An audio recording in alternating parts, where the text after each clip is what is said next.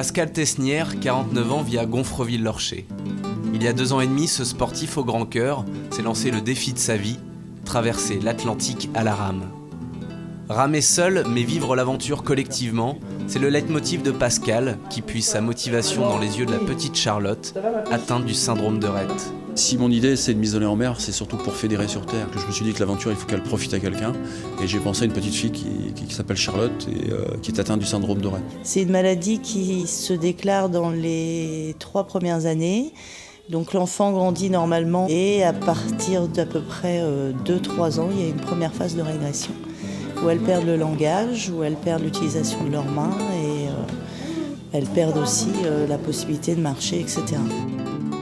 Le 29 janvier 2012, il sera au départ de la course Bouvet-Guyane qui reliera Dakar à Cayenne. L'aboutissement de 3 ans d'investissement pendant lesquels il a fédéré autour de lui pour que son projet prenne vie.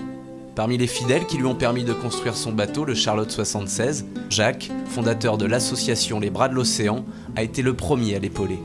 C'est une association de compétences diverses, intéressés par le projet, qu'on dit bah oui, moi j'ai envie d'y participer parce que c'est solidaire, c'est chaleureux, c'est convivial, et puis il y a tout à faire en fait. Je ne suis pas un professionnel de la rame, je ne suis pas un professionnel aventurier.